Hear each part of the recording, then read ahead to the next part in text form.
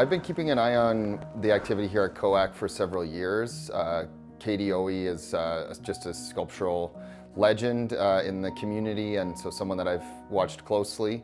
So I was aware of the residencies here, and really it was just something that was on a wish list for me for a long time. So I finally got things organized this year to apply, and was so thrilled to be selected.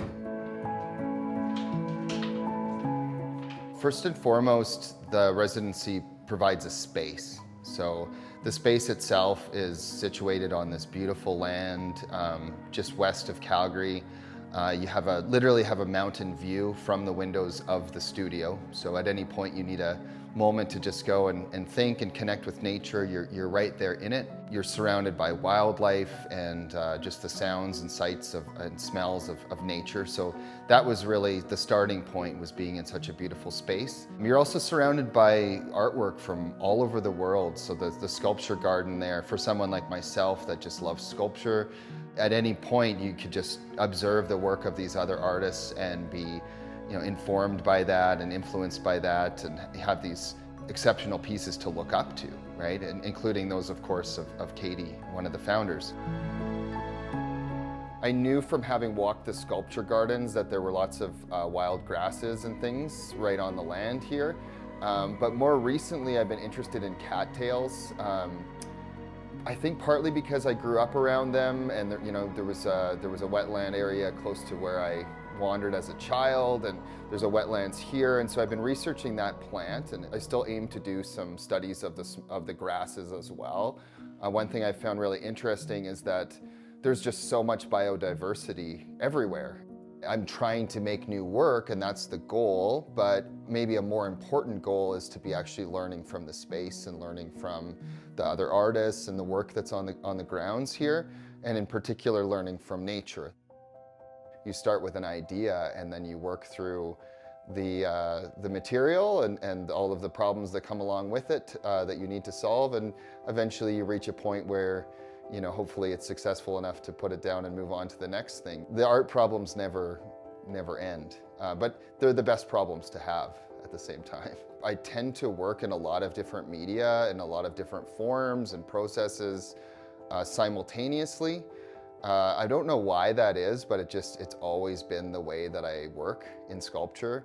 I'm constantly making mistakes. I'm not an expert at any of the things I'm doing. I have some skills, but I'm also trying things for the first time often, and consequently running into a lot of problems. And it's important to not get stuck when you make a mistake. And in fact, you might find you learn something new, and the work improves because of those mistakes.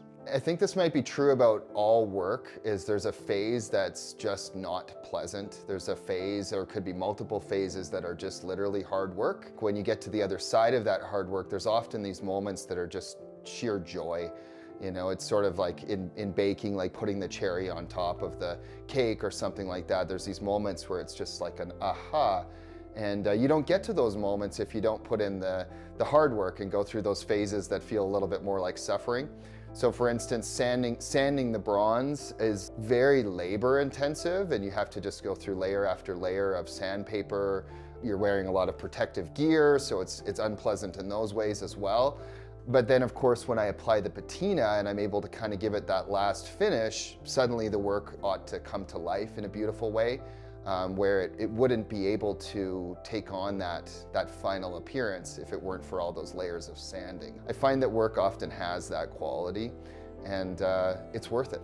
It's worth it to push through and get to the other side and do your best. Oftentimes my strategy is to try to make work that's serving two purposes, that make work that's engaging and visual and hopefully beautiful, or has some kind of an aesthetic that draws the viewer in, and then simultaneously including some sort of a subject matter, a reference to a concern that I might be having that would also cause a little bit of a repulsion effect. So there's a little bit of drawing the viewer in and then pushing them back, and I don't know if that's if it's always there, but I would say it tends to be a through line in the way that I operate.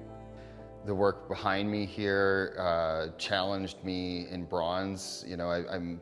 I have some experience with bronze casting, but this piece really pushed me to learn a lot more and go further into that process. It was very difficult, but also very enjoyable, and I'm itching to do it again. I think that this, I feel very excited about how this piece came out, and I'm wanting to do more like it. My tendency is to want to be really fussy and polish everything and make it really smooth and pristine. And there was something about the plants themselves, that I was looking at were dried up and dormant, and they're in their winter kind of sleep cycle. Everything is very beige, and a lot of the leaves are broken, and nature isn't always so polished and perfect. And so there was something about knowing how to let the materials be a little bit that was a great learning for me. I found that allowing the sort of roughness of certain things to show actually was much more beautiful than had I continued to overwork the pieces. Sometimes the next right thing involved backing up a step and restarting because the process wasn't working correctly or something. But it was really exciting to just sort of go in with this blind faith that if I keep kind of working at it and doing the next right thing, that I will in fact get there. And I would say the results they're more exciting to me than I could have conceived when I was originally designing the work. I couldn't be happier with those. Looking back on my time at KOAC, it was such a wonderful creative experience for me. I was taking on a lot of new material processes, doing things that I'd never really done before, experimenting a lot, which I think is a wonderful thing about a residency, is that you can do that. You sort of have permission to play and sort of get out of your comfort zone. I was trying to go very big while I was there and trying to make large-scale work, but at the same time, I was also trying to do things that I hadn't done before. So it definitely pushed my understanding of materials. I got to try a lot of new things and really just learn by doing, learn by trying and experimenting. These Bow River sculptures, which were hand poured using plant-based resin material. And the interesting thing there was originally I wasn't thinking about hand pouring them, but as I got more into the process, it seemed like that was going to work really well and sort of be free and open as opposed to making a really tight mold or something. And what ended up happening is through the process of pouring, they really behaved a lot more like a body of water. There was just a lot of flow and gravity kind of assisting in the direction of the shaping of each sculpture. Showing those in the studio of Harry Kiuka, we were able to access these beautiful skylights and draw light down into the room and into the sculptures. We were able to discover that hanging these sculptures vertically really brought them to life and created new forms that simply the map, the topography of the river in its true shape, it really changed when we oriented it vertically. It became something new, which I was quite excited about. Being able to do your creative work is such a wonderful privilege and honor, and I feel like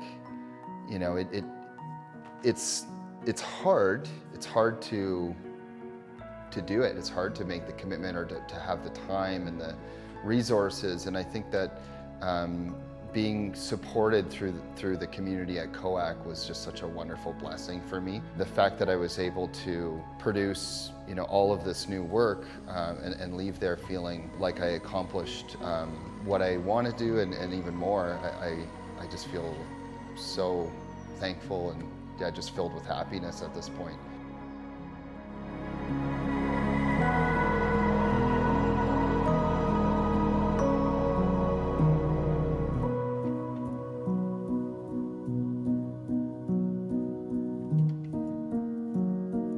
So much of sculpture seems to be about figuring out how to get one thing to stick to another thing.